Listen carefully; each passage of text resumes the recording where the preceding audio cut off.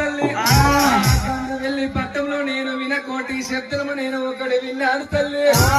పేరు ఎల్లమ్మో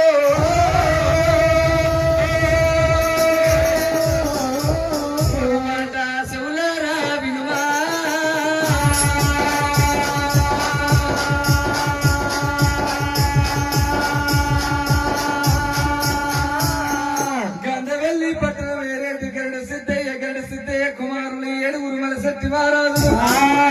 ఏడుగురు మనసట్టి మహారాజు సక్కని సరిదేవులమ్మ రాని మాటలు నన్ను అన్నదమ్మ